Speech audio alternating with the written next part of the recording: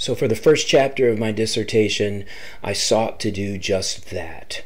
My aim was to explicitly and objectively test whether the recreational harvest of black bears, coupled with the lethal control of problem bears that represent a threat to human safety, together are even effective in reducing human black bear conflicts. At the outset, I'd like to acknowledge my amazing co-authors on this Journal of Applied Ecology publication that came out in 2016. First and foremost, my one-of-a-kind, truly remarkable advisor, Dr. Lise Aubrey, as well as Dave Kuntz, both at Colorado State University.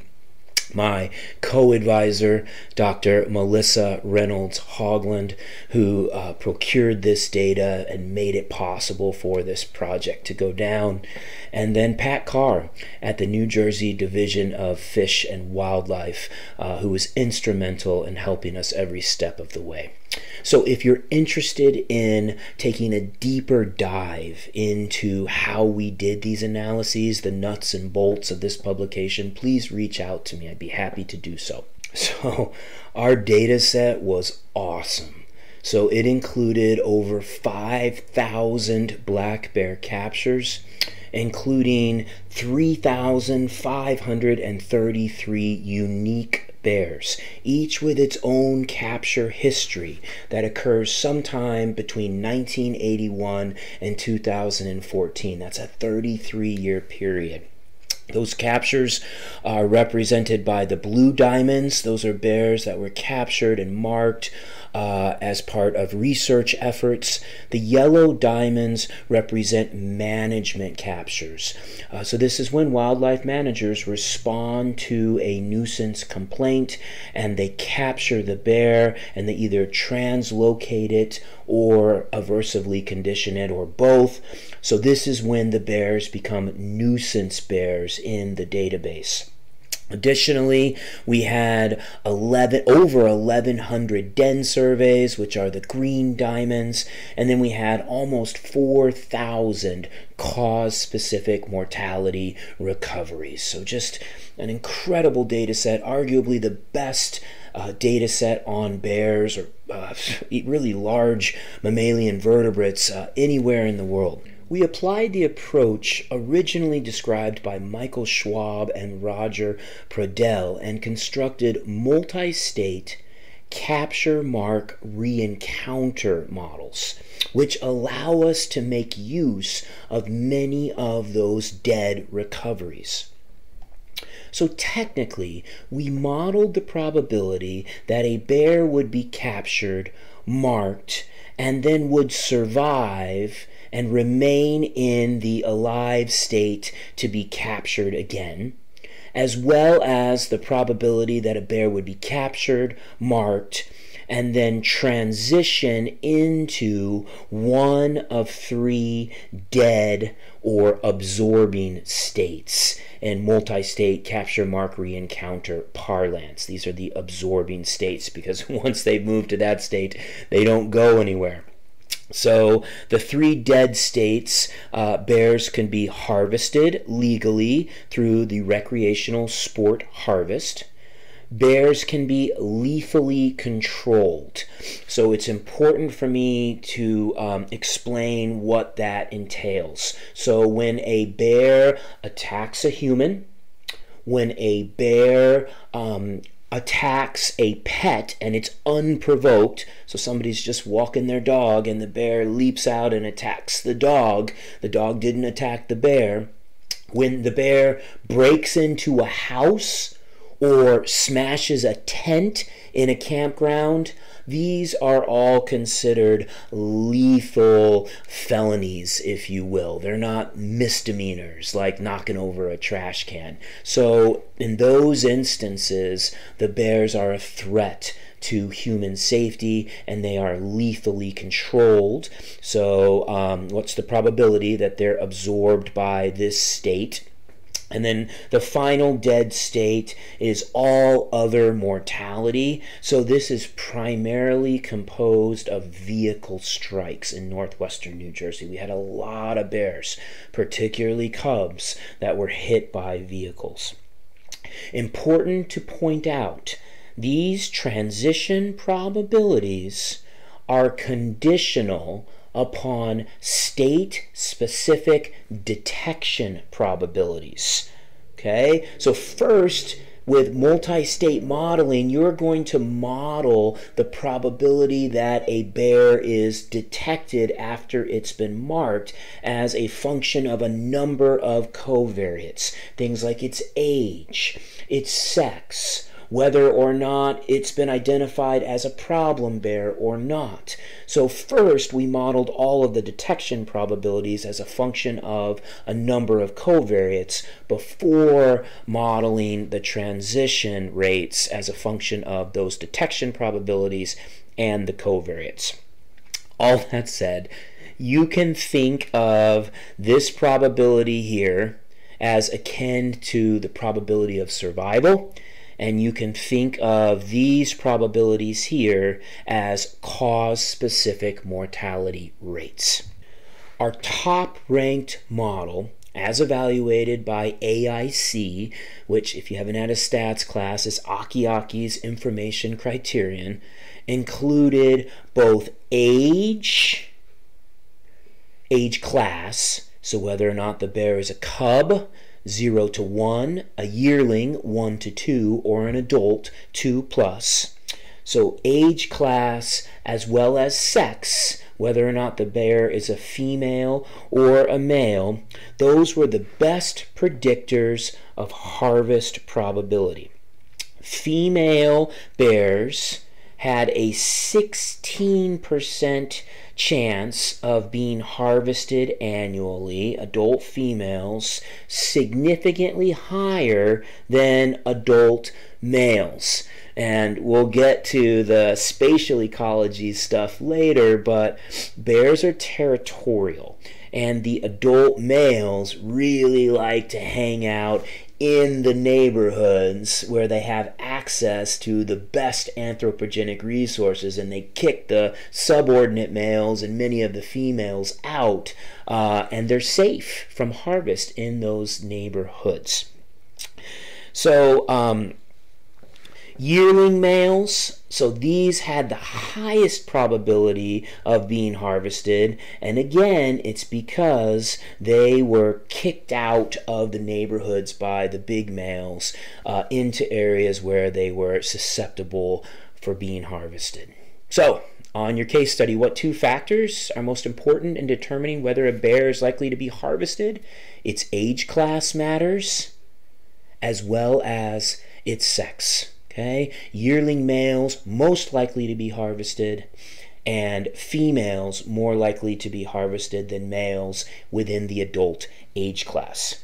So our dead all other mortality, so that's primarily vehicle strikes, was shockingly high, especially for young bears. So the most important factor in determining whether a bear dies from a vehicle strike is its age class. So cubs and yearlings were both significantly more likely to be hit by vehicles, and that makes sense because bears learn from experience. The more interactions they have with vehicles as they age, they learn to look both ways before crossing the street. So no surprise here, problem bears across all age classes were significantly more likely to have to be lethally controlled, to have to be euthanized.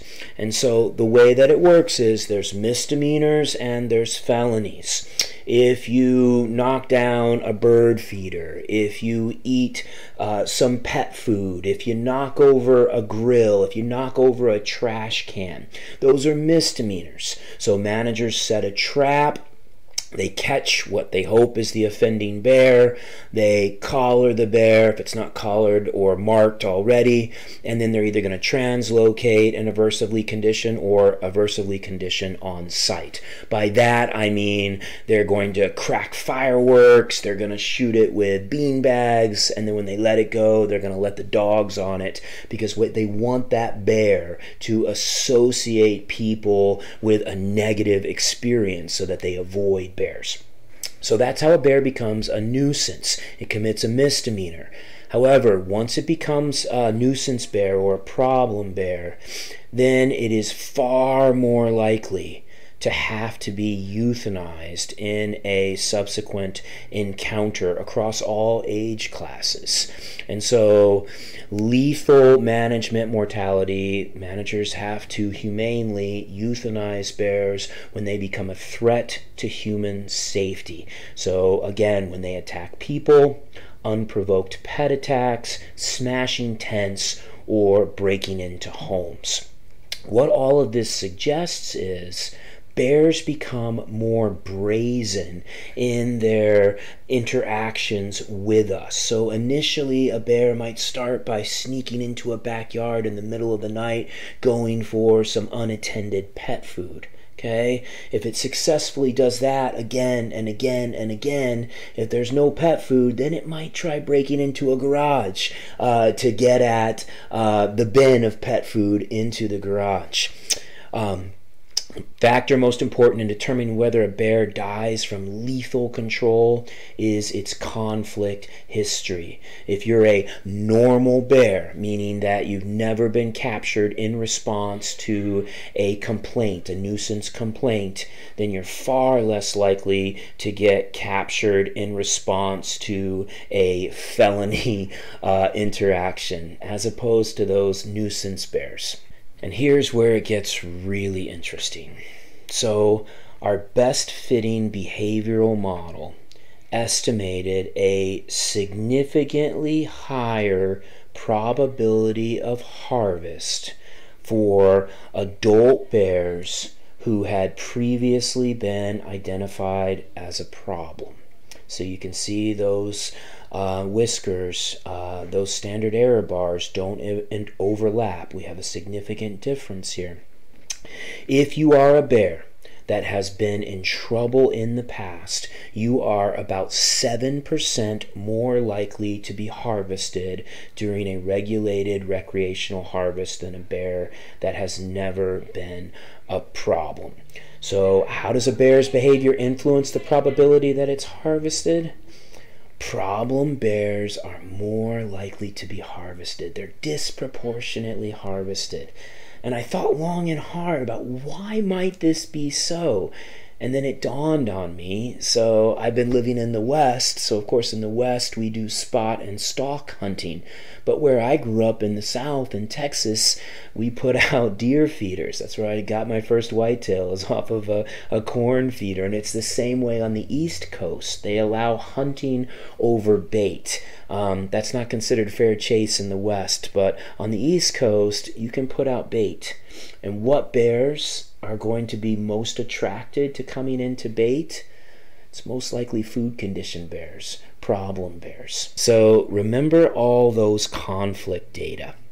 So this orange line right here represents nuisances reported, and it's going to correspond to this axis right here. So the peak is in 2008 when there were over 1,500 reports of nuisance black bear behavior. And then the bars represent the cause-specific mortality rates of the bears between years 2001 and 2013. Black is the dead all other state. So these are primarily bears that get hit by vehicles. Red is the lethal management state. So these are bears that commit felonies and have to be euthanized. And then this yellowish orange color, these are the bears that are harvested. So this is the harvest mortality here in 2003. This is the first bear hunt in 32 years. Then we have the Supreme Court moratorium. Then we have another hunt, and then we have a moratorium for 4 years, and then we get 4 consecutive hunt years. The signal was really strong in these data. So what we observed is the year after the first harvest, we saw a 37% decline in nuisance black bear behavior reported. The year following the second harvest, we saw a 13% decline in nuisances reported.